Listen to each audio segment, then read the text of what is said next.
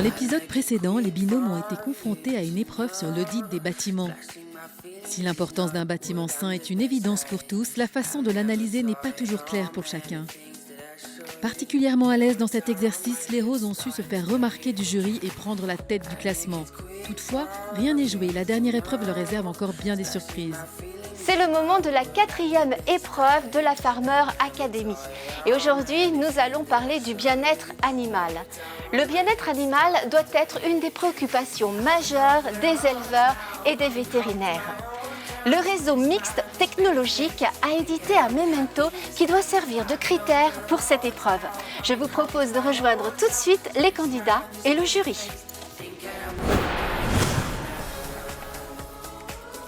Bonjour à toutes et à tous, je vois que vous êtes remarquablement frais pour cette 4e épreuve et donc avec celle-ci va s'achever la Farmer Academy numéro 2.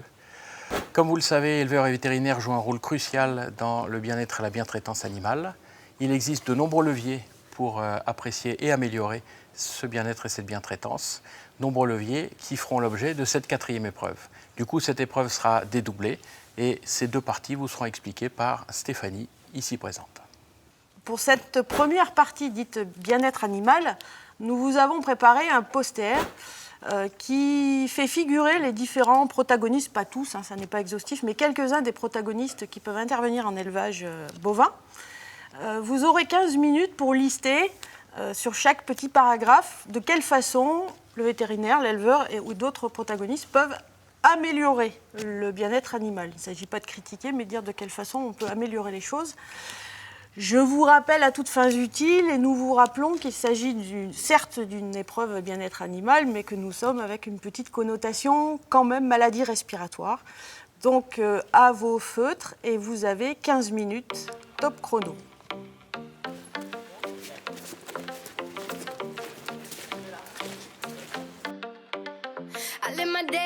Le bien-être animal est un concept séduisant, mais la difficulté reste dans la façon de l'objectiver et encore plus d'identifier les axes d'amélioration. Là Ouais, là il manque cette case là. Oui, ça va venir. Ça va venir, attention. Ça va venir. Je surveille. Suivi global. Je suis l'inspecteur des travaux finis moi. Agacé, Mehdi? Non, juste concentré. C'est pas fini. Non, c'est... Oh là là, Voilà. mais j'ai bien compris. Je vais aller faire un petit tour ailleurs. Bon, un petit indice. Les autres, ils ont rempli toutes les cases. Ouais. Enfin, je dis ça, je dis rien. En fait, il nous faudrait 2 stylos, c'est ça, non? Chut. Gestion de la géoboîterie. C'est pas parce que je suis chaude qu'on se... Meilleur. En fait, pour les roses, la difficulté sera de décrypter ce qui a été écrit. Les Roses seraient-ils plus à l'aise avec des fumigènes? 5 minutes. Le réseau mixte technologique rappelle que le bien-être animal peut se regrouper en 5 libertés fondamentales de l'animal. L'absence de maladie, lésions ou douleurs, l'absence d'inconfort, l'absence de faim, soif ou malnutrition, l'absence de peur ou de détresse, la possibilité d'exprimer les comportements normaux de l'espèce. Alors là, c'est la seule équipe où toutes les cases sont remplies. C'est peut-être pas une bonne chose. Non, mais non, on sait pas avec quoi c'est rempli, on sait pas ce qu'il y a dedans, mais c'est rempli. Disponibilité. Bah, c'est pas sur elle qu'on copiera. Alors oui, c'est bien, c'est que vous orientez vers vos copains. C'est bien comme ça, voilà. Orientez encore plus, je pense qu'elles sont en train de regarder tout ce que vous écrivez. Donc là, c'est bien, parce que alors c'est bien écrit. Moi, c'est la seule chose que je peux juger. Hein. C'est bien écrit, c'est lisible, c'est clair. Attention, il vous reste 2 minutes. Il devient à ce stade évident que la prévention des maladies au sens large et plus particulièrement la vaccination sont un élément majeur et incontournable du bien-être animal en contribuant à l'absence de maladies, donc aussi de lésions et de douleurs. 7, 6, 5, 4, 3, 2, 1. On jette les stylos. Allez, tout le monde. Je pense que le test doit être pas trop mal. On a tout rempli, on n'a pas mis de bêtises. Enfin, ça va être assez complet. Donc c'est Mélie qui a pris le crayon. J'aurais peut-être mieux dû faire parce que, bon, niveau écriture, c'est pas ça, mais... Merci. Non, je plaisante. Ah, les 5 dernières minutes, c'était chaud. Les cases n'étaient pas trop remplies, donc... Mais bon, on y arrive. On n'arrivait pas bien à voir ce qu'écrivaient les voisins, donc ça m'a un peu compliqué la tâche. C'est pour ça qu'on ne pouvait rien mettre au début. Mais... Je tenais le stylo, mais après, quand j'arrivais pas à faire les formulations de phrases, tu m'aidais quand même. Ouais, les mots-clés, quoi. Oui, parce que bon, le français à l'école, c'était pas mon point fort, alors du coup, on a laissé ça au docteur. C'est moi qui ai écrit, parce que j'écris le plus mal. Donc ça a évité aux voisins de pomper sur nous aussi, toujours. Donc en termes de vétérinaire, une évidence bien sûr c'est la gestion de la douleur et de l'inflammation via simplement des médicaments ou à plus grande échelle les conseils et tout ça en prévention. D'encourager les éleveurs dans une démarche de prévention versus le curatif. Exactement, Tiffaine. Le jury risque d'être très attentif à la mise en valeur de cette notion. Bien sûr, des conseils, parasitisme, vaccination, conduite d'élevage, de tout allant dans une idée de santé globale de l'élevage, d'éviter la douleur, d'éviter les pathologies. Voilà, un corps sain dans un esprit sain, tout ça. L'éleveur, lui, il travaille en collaboration bien sûr avec son vétérinaire et d'autres collaborateurs, et donc notamment sur le suivi des animaux. Donc c'est ce qui est le plus important, c'est le rôle principal de l'éleveur, tout ce qui est surveillance et prévention, mener à bien les plans de vaccination et de phytothérapie, bien gérer son alimentation, et notamment des jeunes veaux. L'aspect nutritionnel. Voilà, c'est ça. Se former, on a trouvé que c'était quelque chose qui était important, toujours se remettre en question et puis toujours vouloir évoluer, et puis partager son expérience. Sinon, au niveau des collaborateurs de l'éleveur, la famille et ceux qui nous entourent, mon salarié ou autre chose. Donc, ils nous aident à la participation de la surveillance des animaux. Et au bien-être de l'éleveur, parce que ça fait du bien aussi d'être réconforté dans les... C'est du vécu, on sent bien l'expérience des hommes de terrain. L'inséminateur, lui, il peut de manière générale aider au choix des accouplements de l'éleveur. Et de plus en plus maintenant, on voit apparaître des index santé. Et voilà, immunité des animaux. Au niveau de l'inséminateur, c'est pour ça qu'on essaye de faire des choix raisonnés dans les croisements pour avoir des vélages faciles, qui permet d'avoir moins de problèmes derrière où on n'est pas obligé d'utiliser d'anti-inflammatoires. Et donc facilité de naissance, conformation et croissance. Et plus on a de croissance, plus on a des animaux qui sont calmes. Le pareur, souvent on l'appelle pour le confort de la locomotion. Mais après, un animal qui se déplace correctement, il va aller manger correctement, il va aller boire correctement. Enfin, c'est un enchaînement de... Bravo les Bleus, Virginie est toujours très sensible au confort et au bien-être, une constante depuis le premier épisode. Un conseil sur l'environnement, sur des surfaces qui ne correspondent pas, ou... Enfin, voilà, toujours pour améliorer le bien-être et après, un animal qui se sent bien, il sera moins stressé et donc moins de chute immunitaire. Au niveau des bâtiments, donc, c'est un ensemble. Tout ce qui est luminosité, ventilation pour les animaux. La ventilation, c'est assez important. Tout ce qui est poussière du paillage, il faut que ça soit éliminé, et toutes ces choses-là, et dégagement de l'ammoniac. Et après, une densité adaptée des animaux aussi. Ce qui fait que c'est en corrélation avec le paillage, les animaux sont toujours sales, il y a plus d'ammoniac, ils ont plus de risques d'être malades. C'est une porte d'entrée pour les bactéries.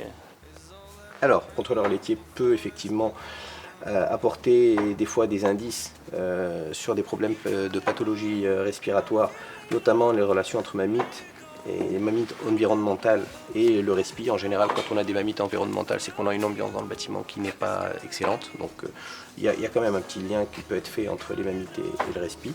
Le contrôleur laitier aussi peuvent donner leurs avis en fonction des situations qu'ils ont rencontrées ailleurs. Mehdi aurait-il oublié Vera? Attention, Arnaud est là pour juger du partenariat vétérinaire-éleveur. Situation plus ou moins complexe. Alors le comptable peut jouer pour le bien-être de l'éleveur aussi en fait, pas que pour les animaux.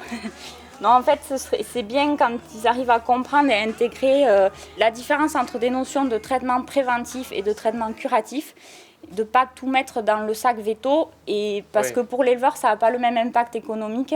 Qu'ils ne disent pas que tu es chez toi et tu as des frais veto, mais bon, au fait, à la fin, ils sortent quelque chose, quoi. Ils ne s'intéressent pas forcément au total en bas de la colonne. Voilà, ou du moins qu'il arrive à le coupler avec le résultat que l'éleveur a fait, par exemple sur des broutards où il y aura énormément de frais préventifs, parce que c'est des animaux fragiles qu'on mène en grande bande et tout ça, qu'il arrive à coupler ce montant-là au fait que c'est des broutards qui sont restés tant de temps dans l'exploitation, un temps relativement court, qu'ils ont fait tant de kilos, que pour leur âge c'est vachement bien. Voilà, c'est bien quand ils arrivent à coupler ces deux données. pour se rendre compte qu'au final, il y a des sous qui sont sortis, mais il y en a qui sont rentrés. Et ça fait partie du bien-être, parce que de mettre la pression aux éleveurs avec la ligne frais vétérinaires, il y en a qui font l'impasse et du coup, ils ont quand même moins de chiffres à la fin et c'est dommage. Si l'éleveur il nous fait confiance, à nous, aux vétérinaires, et puis à tous les autres, c'est toujours la même histoire. Un éleveur, s'il fait confiance, on bosse mieux. Enfin, le comptable, il va avoir un rôle pour encourager plutôt les investissements vers du préventif, pardon. Éviter de souligner peut-être les points faibles en curatif et peut-être plus aller vers de la vaccination, de la prévention. À nouveau, il a un œil extérieur avec potentiellement une possibilité de comparaison avec d'autres éleveurs, des bonnes idées ou des bonnes choses. Et des références de groupe également. Qui permettraient d'améliorer le bien-être animal. Bien vu les filles, les violettes commenceraient-elles à se démarquer? Le bien-être animal fait le bien-être de l'éleveur. Totalement. Et vice-versa. Merci. Bravo. Très bien. Alors pour la deuxième partie de cette 4e épreuve dite épreuve bien-être, vous allez passer à la partie pratique. Vous avez tous souligné lors de votre exposé sur le bien-être animal l'importance d'une bonne contention, du calme de l'éleveur, du calme du vétérinaire pour que les animaux ne soient pas stressés. Donc vous allez nous montrer ce qu'il en est. Vous allez être confronté à un lot de petits veaux. L'éleveur devra en attraper un, le contenir et nous allons demander au vétérinaire d'administrer un vaccin respiratoire. Ceci dit, le vétérinaire et l'éleveur auront le droit de nous poser pendant 2 minutes maximum le plus de questions possible pour savoir si cet animal est effectivement vaccinable avec le vaccin que nous proposons. Nous allons donc commencer par l'équipe bleue. Le bien-être animal peut être respecté et amélioré au quotidien dans la pratique de chacun. La vaccination qui permet aux animaux une meilleure productivité doit aussi être pratiquée dans le respect du bien-être animal. Cela passe par la stricte observation des règles d'hygiène, de la prescription du vétérinaire et de la vérification de l'éligibilité de l'animal, à savoir une bonne santé et l'âge adéquat. Il a quel âge? D'après vous? C'est un veau qui a un mois. Ouais, il a presque un mois. Elle a eu des soucis Est-ce qu'elle a eu des soucis particuliers? nombril ou quoi que ce soit? Non. Pas d'antécédent. Elle a déjà eu une primo? La mère est vaccinée? Non. Je suis Niro, moi. Il est prêt à l'emploi? Il est injectable. Pas si facile sous la pression du jury de récapituler toutes les infos indispensables à cette prise de décision.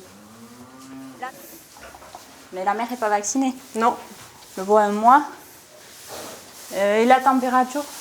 La température est de 38,9. Bon, ça c'est bon. Et... Moi je vaccine. Ouais, mais c'est bon, ce matin elle a tété. Bien tété ce matin. Il reste 30 secondes. Ouais, mais c'est bon, on vaccine. Vous vaccinez, ok. Ah, et ne manquerait-il pas une info cruciale? Voyons si les roses vont y penser. Il prend la barrière. Il prend la barrière. Elle était où? Je prends le premier, je prends le premier.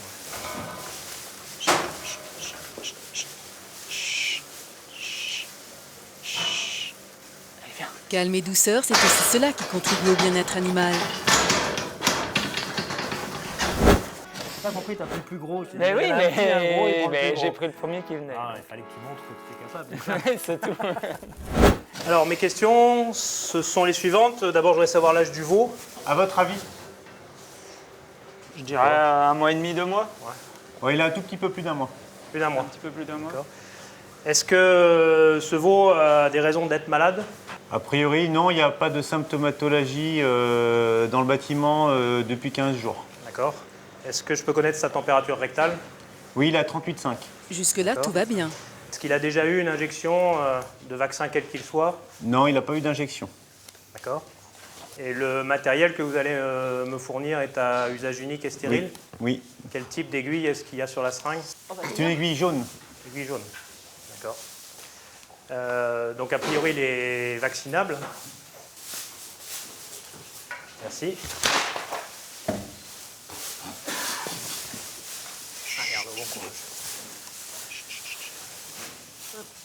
C'est bon. Certains praticiens très expérimentés se sont laissés un petit peu avoir en oubliant des questions importantes du genre ce veau de tel âge peut-il recevoir ce vaccin? Allez les filles, allez-y! Allez choper le petit nerveux là-bas. Dans quel sens on Ok. Tire là. Tu la prends toi pour que je rentre avec le veau peut-être? Juju, peut-être pour que je rentre avec ces petits loulous. Douceur et concertation, notre binôme vosgien est en phase.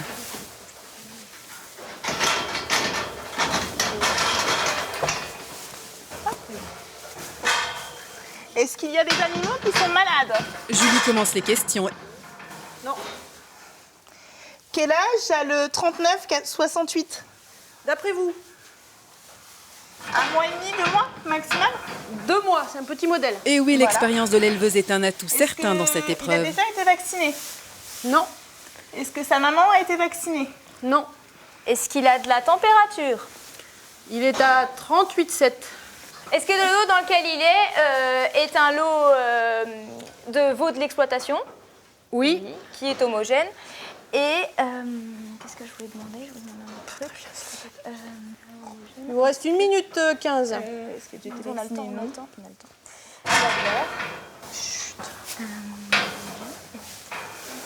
Attends, est-ce qu'il est noté? Quelles ont été les conditions de conservation du vaccin?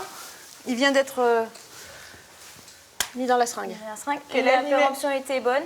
La péremption est bonne, 2017. Et le vaccin avait été conservé au frigo au préalable? Avec un enregistreur de température. La seringue est stérile? Le matériel est neuf et stérile. D'accord. Quelle est votre décision? Quel est l'âge minimal pour ce vaccin? 3 mois. Il a dit qu'il avait 1 mois et demi. Donc je ne vais pas le vacciner si le veau est trop jeune par rapport au vaccin. Enfin, nous y sommes. Bravo les filles. Il faut impérativement vérifier que l'animal est en âge d'être vacciné. Qui sont autorisés et pour lesquels il existe une AMM sur un veau, âgé d'1 mois et demi à 2 mois. D'accord. Encore très bien vu, Tiffaine. L'AMM définit les conditions d'utilisation du vaccin, carton plein.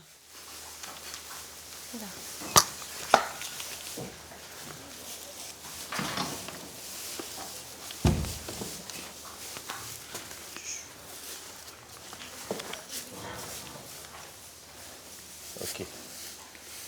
Il a quel âge, vous, là? C'est un veau qui a 9 jours. 9 jours, d'accord. Sa température? 38,8. 38,8, d'accord. Est-ce qu'il a déjà été malade? Non, pour l'instant, il n'a pas été malade. Il n'a pas été malade. Est-ce qu'il y a une pathologie particulière dans l'élevage en ce moment? Non, dans l'élevage, depuis 1 mois, il n'y a rien eu. D'accord. Il n'y a jamais eu de vaccin de fée? Non. La mère a été vaccinée? La mère n'est pas vaccinée. La mère n'est pas vaccinée. Le vaccin, il est? Le vaccin, il est là. Est-ce qu'il y a eu des vaccins de fée dans l'élevage? En diarrhée, mais pas en respiratoire. Pas en respiratoire. Et il n'y a pas de pathologie respiratoire particulièrement? Il y en a un petit peu l'hiver, si. Un petit peu l'hiver, Oui, tous les ans? Oui, mais donc là, depuis 1 mois, il n'y en a pas. C'est la première fois qu'on va vacciner dans l'élevage? Oui, c'est depuis pour cette saison hivernale, oui, c'est la première fois. Il y a eu des analyses de fait? Non, pas pour l'instant. Mehdi est à fond, mais il a encore oublié Vera. Des maladies respiratoires dans l'élevage? Ok. Est-ce que le vaccin a bien respecté la chaîne du froid? Oui. D'accord. Est-ce que la seringue est stérile? La seringue est stérile et il vient d'être préparé. Et la date de péremption du vaccin, Mehdi, c'est aussi primordial car on ne peut pas utiliser un vaccin périmé même s'il a respecté la chaîne Alors, du quel froid. est l'âge minimum préconisé pour le vaccin? Pour ce vaccin-là? 15 jours. 15 jours? Oui. Ouais, donc je pense qu'on ne va pas pouvoir vacciner ce veau-là aujourd'hui. D'accord. Quand on est sorti de l'épreuve, on n'avait pas d'a priori sur le fait de l'avoir réussi ou raté. On était juste content d'avoir pensé à ne pas vacciner. Après, par rapport aux autres, on ne savait pas du tout comment c'était pour eux, vu qu'on n'a pas assisté à leur prestation. Je pense que les 4 équipes ne se sont pas trop mal tirées sur cette épreuve. Ça va être serré, je pense.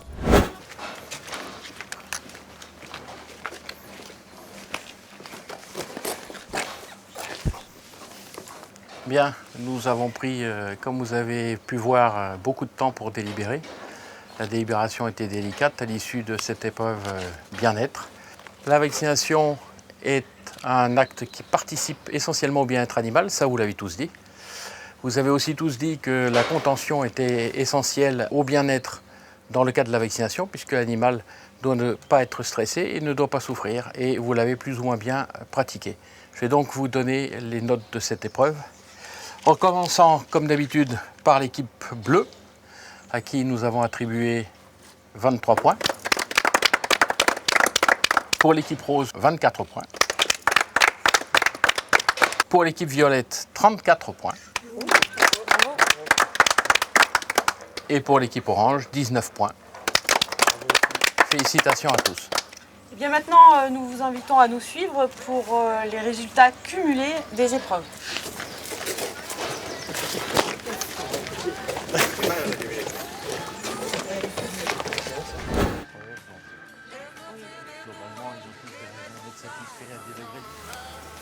Eh bien, je crois qu'il est temps maintenant de connaître la note cumulée des 4 épreuves attribuées par le jury. Donc un grand suspense, bien évidemment. Je rappelle aux téléspectateurs que vous pouvez voter pour votre binôme favori via le site internet Farmer Academy, bien sûr. Votre note compte pour 50% de la note globale, donc c'est important de voter dès maintenant. À l'issue, bien sûr, du cumul de la note du jury et des internautes, eh bien nous aurons le nom de l'équipe gagnante qui remportera un chèque de 5 000 € qu'elle pourra attribuer à l'association de son choix. Vous êtes prêts, messieurs, mesdames? Eh bien il est temps maintenant de connaître le résultat.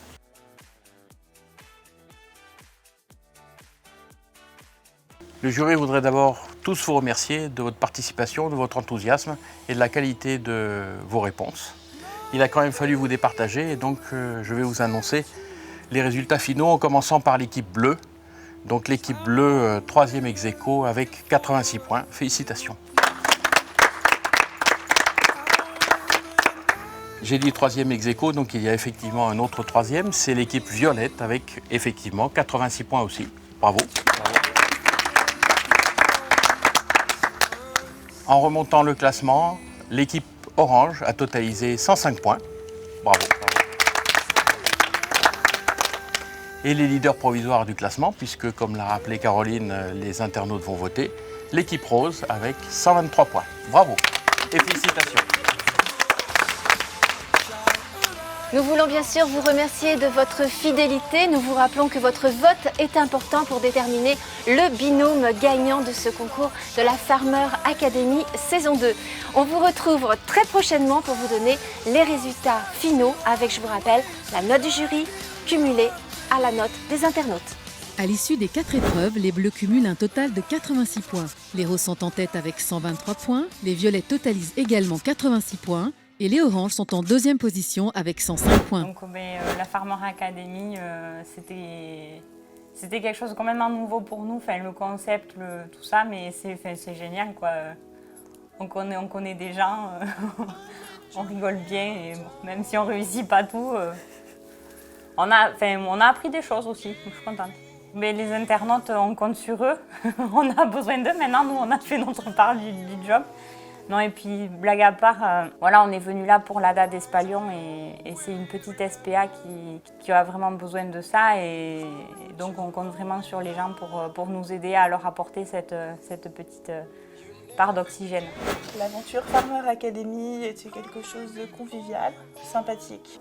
On a pu apprendre aussi des choses. La Farmer, ça change, c'est notre quotidien sans être notre quotidien. C'est-à-dire qu'on est dans les bêtes, on parle de patho-respi, tout ça c'est du quotidien. Mais par contre, voilà, c'est être avec des gens qu'on ne connaît pas, dans un cadre qu'on ne connaît pas, avec des épreuves, on est rarement mis à l'épreuve. Et du coup, ça c'est plus différent. Après, oui. C'est un côté très sympa où on rencontre les vétérinaires et les éleveurs des autres régions. On peut partager des choses et apprendre des expériences vécues des autres personnes, tout simplement. Du coup, on est 3e ex-aequo. On a quelques points d'écart avec donc, les premiers. On n'est pas parfaite. Mais du coup, on compte sur le vote des internautes pour nous aider à remonter un petit peu, parce que ça serait quand même sympa qu'on puisse donner aux petites patounes les 5 000 € pour qu'ils puissent faire... avancer dans leur association et aider davantage d'animaux à être adoptés dans de très bonnes conditions. C'était surtout une expérience humaine. Enfin, pour moi, en tout cas, c'était le cas. J'ai beaucoup apprécié passer ce moment avec Mehdi. Ça nous a permis de nous connaître un peu mieux encore. Et puis, découvrir les autres binômes, ça a été une bonne expérience aussi. On a beaucoup accroché avec eux, donc c'était vraiment sympa. Et moi, j'ai trouvé ça super sympa. C'était une expérience, je pense, qu'on ne regretta pas. En tout cas, pour ma part, je la regretterai pas. Non, pas du tout. On a fini deuxième, effectivement, donc je souhaite que les internautes nous attribuent aussi des points supplémentaires. Et je pense que voilà, la Mayenne est arrivée en force. Et on va repartir de là enrichi d'une belle expérience et je pense que ce serait sympa si les gens pouvaient voter pour nous. Il faut voter pour nous, il faut aussi voter pour notre association parce qu'on a choisi une association locale, donc c'est vrai qu'il faut aussi soutenir la SPA de Laval. Voilà. Et merci pour ceux qui voteront pour nous. Voilà. Donc on vient de terminer cette deuxième saison de la Farmer Academy avec globalement on en retire une super expérience. Ouais, on a vécu bonne entente, des épreuves difficiles, mais beaucoup d'ambiance, voilà, une bonne participation de tous. C'était très sympa. Mais il y avait une vraie volonté de gagner tout le monde. C'était rigolo. Voilà. Alors le message qu'on a à faire passer à tous les internautes qui nous regardent, c'est que en fait rien n'est joué. On repart à zéro. C'est juste, c'est que le début. On n'a fait qu'une partie de l'étape. Donc notre victoire sur le plan théorique peut être largement bousculée. Donc s'il vous plaît, il va falloir voter en masse. Donc sortez vos souris, cliquez et n'oubliez pas qu'on joue pour une association. C'est l'association d'Erasmus du Poitou. Et qui a quand même un chèque de 5 000 € à gagner pour cette association. Donc, amis internautes de France et de Navarre, s'il vous plaît, cliquez pour les roses. Voilà. Et bien voilà, c'était la dernière épreuve de la saison 2 de la Farmer Academy. Je vous rappelle que vous pouvez toujours voter pour votre binôme préféré sur le site de la Farmer Academy et votre vote compte pour 50% de la note globale. Nous, on se retrouve dans 2 semaines, il y aura les résultats et bien sûr un bêtisier à ne pas manquer. En attendant, moi, je me suis fait des copains et je vais rester avec eux pour passer le reste de la journée. Allez, ciao! Alors les gars, qu'est-ce qu'on fait maintenant? On fait un foot? Dans le prochain épisode, il sera temps de découvrir le résultat de vos votes. C'est pourquoi plus que jamais, il est important de voter en ligne sur le site de la Farmer Academy pour votre binôme préféré. Si les Héros sont en tête du classement à l'issue de ces 4 épreuves, rien n'est joué car votre vote compte pour 50% de la note globale. Je vous rappelle que 5 000 € sont en jeu pour l'association qui verra son binôme l'emporter grâce à vous.